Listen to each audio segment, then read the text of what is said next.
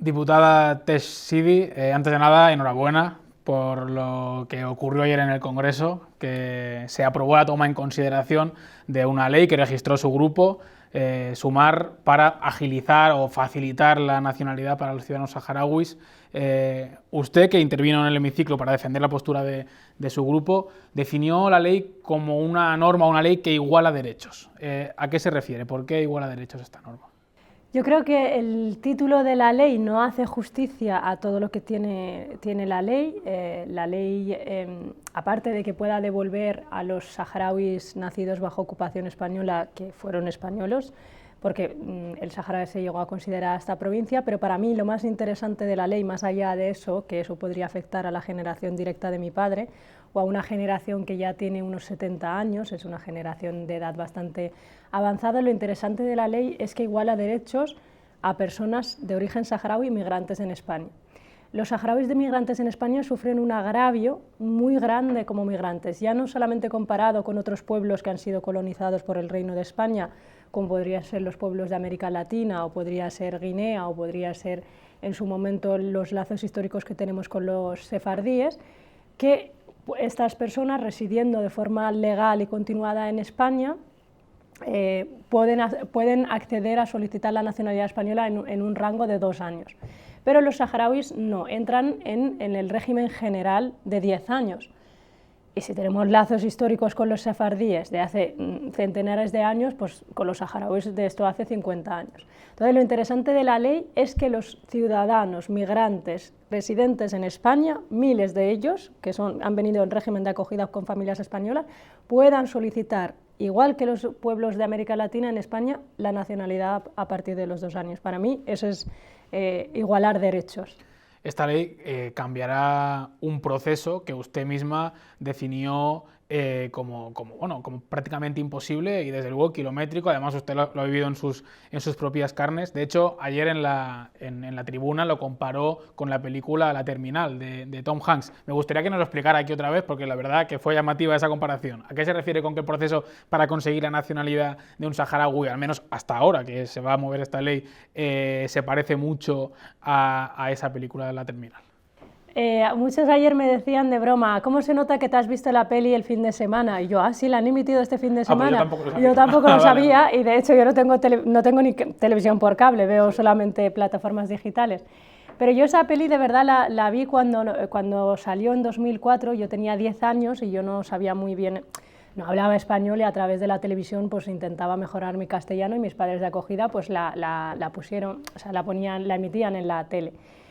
Y La Terminal de Tom Hanks relata cómo un ciudadano de Europa del Este quiere cumplir la última voluntad de su padre, que coleccionaba pues, firmas de músicos, ¿no?, americanos. Entonces este ciudadano en el avión, su país entra en una guerra civil, entonces Estados Unidos deja de reconocer su pasaporte, sería equivalente a un ciudadano de Kosovo actualmente. Y tampoco puede volver a su país porque, claro, siempre un aeropuerto es un espacio, digamos, de derecho internacional, como si fuera una embajada. Entonces los asilos se piden en los aeropuertos, normalmente un aeropuerto tiene un componente internacional bastante importante, aunque muchos circulen por el aeropuerto como si nada, pero los saharauis o los migrantes cuando llegamos a un aeropuerto normalmente estamos preocupados de a ver si nos paran por una cosa o nos paran por otra o porque nos falta un papel. Entonces Tom Hanks vive durante días y días y días y meses en un aeropuerto, consigue sobrevivir gracias a la ayuda de amigos que hacen ese aeropuerto y al final él consigue entrar a Estados Unidos, consigue cumplir la voluntad de su padre y volver a su país. Los saharauis de momento no tienen ese final feliz. Y yo por eso digo que yo no tengo la historia, el final de Tom Hanks, pero he hecho de este país mi país. Entonces ese drama que sufrimos los saharauis, que sufren las familias de acogida, que son las que nos acompañan muchas veces en estos procesos de extranjería, son esa terminal, la terminal del pueblo saharaui. Esperemos que tenga pronto ese final de Tom Hanks. Totalmente. El que no lo haya visto, que la vea la peli muy recomendable. La lista de Schindler, Tom Hanks, son películas imprescindibles. Hay que verlas. Bueno, ayer la ley, la toma en consideración, la admisión a trámite de esta ley no tuvo unanimidad en el Congreso, votaron a favor todas las fuerzas políticas, excepto Vox, que se abstuvo. y el Partido Socialista que votó en contra. Lo que argumentó el PSOE fundamentalmente fue que no considera que jurídicamente esta ley tenga encaje porque no se debería acceder un ciudadano saharaui a esta nacionalidad a través de la Carta de Naturaleza, y por otra parte tampoco considera que el Frente Polisario tenga que ser un actor que tome parte en este proceso de la concesión de la nacionalidad a los saharauis. ¿Qué opina de estos dos argumentos del PSOE? Yo creo que si una ley vota a favor el Partido Popular, se abstiene Vox por vergüenza y el resto de la Cámara vota a favor, muy mal no debe de estar la ley. Muy mal no debe de estar la ley. Por otro lado, los argumentos que ofrece el Partido Socialista son contrarios al derecho y por varios motivos, te lo voy a decir. La última sentencia de hace unos meses del Tribunal Europeo de Justicia reconoce al Frente Polisario como representante del pueblo del Sáhara Occidental. Esto mismo lo hace las Naciones Unidas. Pero por otro lado, la documentación no la expide el Frente Polisario. El Frente Polisario es la misión diplomática y representación del pueblo saharaui ante tribunales y las Naciones Unidas. La documentación saharaui la expide y la certifica el gobierno saharaui de la República Árabe Saharaui Democrática, que son dos cosas totalmente diferentes. Yo comprendo que es muy complicado de explicar cómo funciona un movimiento de liberación como es el Frente Polisario y lo que es un gobierno. La RAS, la República Árabe Saharaui Democrática, que es el pasaporte que yo enseño, es un gobierno reconocido por más de 80 países. De hecho, con ese pasaporte viajas a otros países. No estará reconocido por España, pero España recientemente reconoció el pasaporte de Kosovo, que sería un ejemplo bastante similar al del pueblo saharaui. Entonces, los argumentos que ha expuesto ayer el compañero del Partido Socialista no solamente son incorrectos y contrarios al derecho, faltan a la razón y son insuficientes. Son excusas, carta de naturaleza. ¿Y qué eran? Mi padre era español. Yo entro en Hacienda, yo soy ingeniera informática y para mí todo lo que está digitalizado es muy actual. Y si tú entras en la vida laboral de mi padre, le consta lo del Sáhara Occidental. Entonces, eran españoles. Pero yo ya, como he comentado antes, yo ya no entro ni siquiera en el debate porque desde una posición anticolonial los saharauis pues somos reticentes a reconocer, ¿no?, esa nacionalidad, pero era el derecho de ellos. El que quiera que se pida la nacionalidad porque es su derecho recuperar su nacionalidad, es su derecho no solamente recuperarla, es que muchos de ellos han cotizado a la seguridad social y no tienen su pensión. Muchos de ellos murieron siendo soldados españoles y sus viudas a día de hoy no reciben ninguna pensión de viudedad. Quiero decirte, ese derecho hay que devolverlo, pero lo más interesante de la ley es que las miles de familias de acogida, muchas de ellas votantes del Partido Socialista, muchas de ellas socialistas, y de hecho la propia presidenta del Congreso de los Diputados tiene 2 hijos saharauis. Es decir, muchos de los diputados del Partido Socialista ayer estuvieron hasta último momento hablando con Presidencia para cambiar el voto, y a mí me lo han dicho. Entonces, la ley no está mal, y si la ley no te gusta, hay un proceso que se llama proceso de enmiendas. La ley no ha recibido ni una sola enmienda. Veremos en la Comisión de Justicia si recibe las enmiendas, porque claro, es legítimo decir que una ley no te cuadra, pero para eso está el proceso de enmiendas. Tú haces tus aportaciones, el Partido Socialista no tiene ningún interés por hacerlo. Entonces, que sean ellos que lo expliquen, yo no voy a elucubrar por motivos más que obvios, que creo que son obvios, pero que sean ellos los que digan. Iba justo a preguntarle si usted cree que existe otra razón de fondo por la que el PSOE se opone sistemáticamente a esta medida. Como saharaui, los saharauis no esperamos nada absolutamente del Partido Socialista. En esta fase de este gobierno, en este ala del Partido Socialista. Hablando en términos de política exterior, desde que Pedro Sánchez, asesorado por Álvarez, toman esa rienda contraria al derecho internacional, contraria al sentir de la ciudadanía española, no han sabido retomar ni reconducir la situación con el pueblo del Sáhara Occidental. Entonces ya no se lo deben solamente a los saharauis, se lo deben a una mayoría parlamentaria que una y otra vez ha votado en contra de esa decisión unilateral.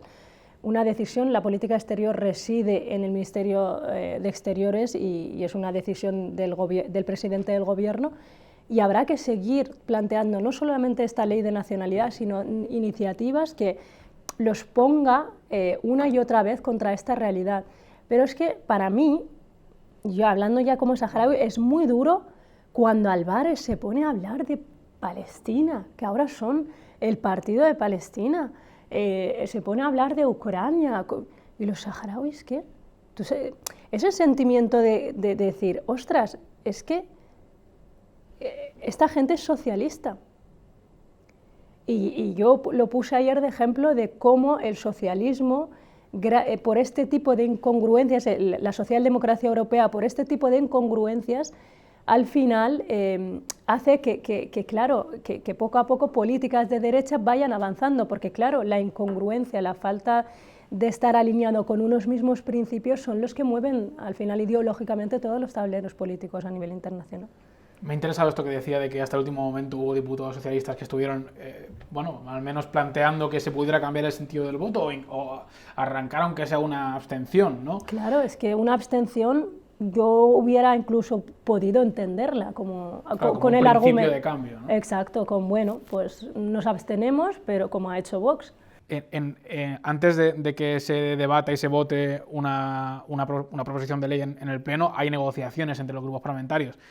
Claro, en este caso vimos a diputados desde EH Bildu hasta del Partido Popular defendiendo la lógica de esta ley. No sé si ustedes negociaron profundamente con el PSOE este texto y qué les argumentaba el PSOE. ¿Lo mismo que dijeron en el Pleno? ¿O? Mira, los procesos parlamentarios, a mí me encanta la pedagogía.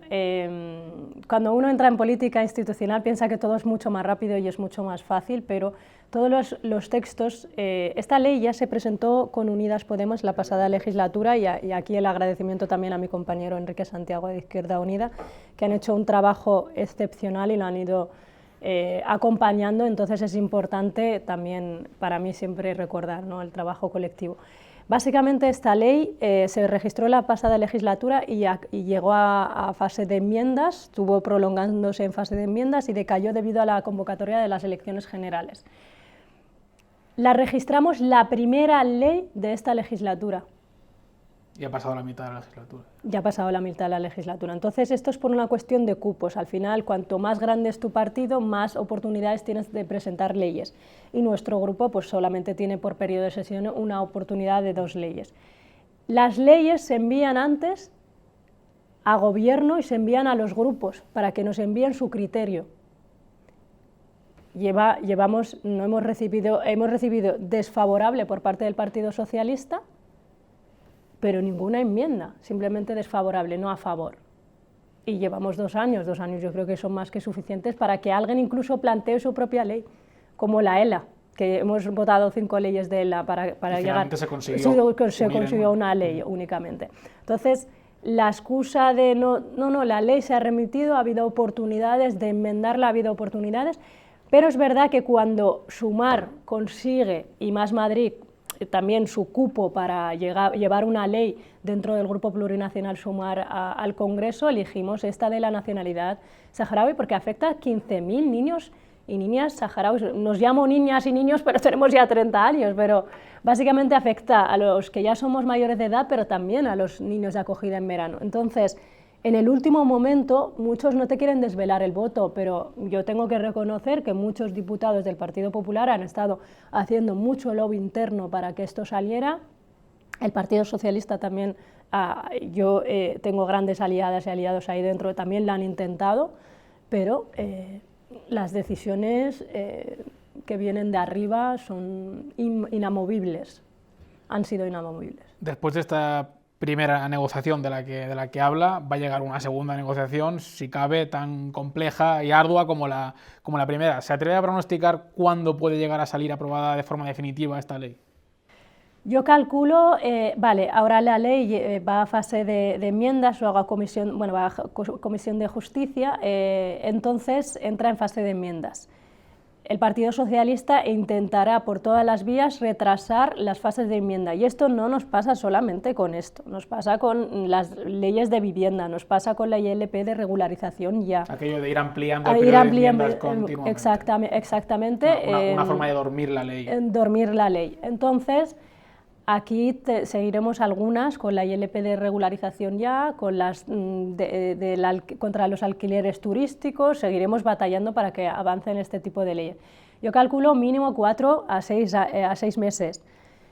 pero estoy siendo positiva y para eso me comprometo aquí a un trabajo arduo, como bien has dicho, un trabajo invisible porque no van a haber cámaras, muchas veces la ciudadanía, y es normal, y la actualidad política se queda con la foto, ha salido o no ha salido, pero el trabajo viene ahora, empieza ahora. Siempre es aquello que se dice, cuando no se oye nada sobre un tema es que está avanzando, ¿no? Está avanzando eso, claro que sí, además veces. los saharauis somos muy resistentes y resilientes, así que paciencia nos sobra, yo creo, un rato. Más allá de este movimiento para facilitar la nacionalidad de los saharauis, lo que hay también abierto pues es un proceso que reivindica al Frente Polisario para la autodeterminación del pueblo saharaui.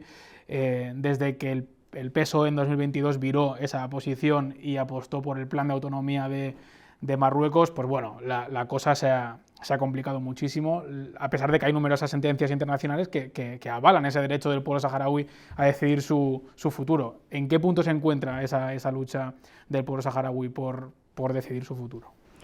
La lucha del pueblo saharaui se ha abierto en varios frentes. Para mí el más interesante y creo que es más comentado últimamente es la vía judicial en los tribunales europeos. De hecho, yo creo que los saharauis nunca ganamos nada en los tribunales españoles, siempre lo ganamos en los tribunales europeos. De hecho, los pueblos, otros pueblos también de América Latina o de África, siempre nos hace gracia que el derecho internacional, las cartas magnas y un montón de cosas se han redactado aquí, pero luego no se cumplen, entonces tienes esa baza de decirle, bueno, vamos a jugar a tus reglas, ¿no? Entonces yo creo que el Frente Polisario como política exterior ha sabido jugar bien esta carta de voy a ir a los tribunales europeos a denunciar los acuerdos comerciales de pesca y agricultura que tiene la Unión Europea con Rabat, con Marruecos. Al final es una manera de proteger. La última sentencia del Tribunal Europeo de Justicia lo que dictamina es que el pueblo del Sáhara Occidental, como un territorio en disputa, no puede comercializarse con sus productos naturales. Y esto además genera un agravio al campo español porque genera una competencia desleal a muchos agricultores de Andalucía, también genera una desprotección a muchos caladeros de pescadores españoles que tienen una flota bastante grande ahí. Yo creo que no se pueden, esa sentencia es firme, de hecho España y Francia a través de la Comisión Europea han intentado incidir o manipular de alguna manera al Tribunal Europeo de Justicia para que modifique ciertas palabras de esa sentencia, y es algo bastante grave y a lo mejor no ha llegado el eco suficiente aquí a España, pero es bastante grave que España sea el velador, el que ponga la abogacía del Estado a trabajar en los intereses, en la defensa de Marruecos en la Unión Europea. Y eso no es hablando de la defensa de los agricultores ni tampoco de los caladeros y pescadores, bueno, la flota que tiene España. Entonces, creo que la batalla jurídica está ahí, creo que es un avance, son sentencias importantes y útiles, pero es verdad que hay un contexto internacional que tiende, con la llegada de Trump, la vuelta a Trump, de hecho el tuit de Trump es el que inicia todo este viraje de España, esa vuelta de una internacional fascista, una internacional que deslegitima directamente el derecho internacional, que lo deja, ¿no? Necesitamos una refundación de las Naciones Unidas, una refundación también de los valores y una defensa de los valores europeos. Es verdad que el Gobierno de España es un dique de contención y una anomalía dentro del contexto europeo actual, eso también yo como demócrata lo afirmo y no tengo ningún problema de afirmarlo, más allá de que sea saharaui y pueda comprender que la política exterior es compleja. Pero es verdad que el Frente Polisario o el pueblo saharaui, en general todos los pueblos o todos los demócratas estamos ahora ante una amenaza colectiva. Y es lo que comentaba un poco antes, cuando se empiezan a hacer incongruencias, como está haciendo el Partido Socialista con los pueblos, ahora elijo los palestinos, ahora estoy con los ucranianos, ahora sí, ahora no, son los que debilitan los valores y los fundamentos democráticos, son los que realmente abren la puerta a que posiciones de derecha y de extrema derecha vayan avanzando poco a poco, porque claro, si no somos coherentes con nuestra propia agenda, es muy complicado. Eso que dice me ha recordado ahora algo que también dijo el otro día en un acto en el Congreso Estrella Galán, la eurodiputada por Sumar en el Parlamento Europeo, que decía que una de las cosas que achacaba a la izquierda como una autocrítica es no haber sido lo suficientemente valiente en los discursos, en los argumentos, en las luchas. O sea, achacaba una cierta cobardía. ¿Usted está de acuerdo con eso?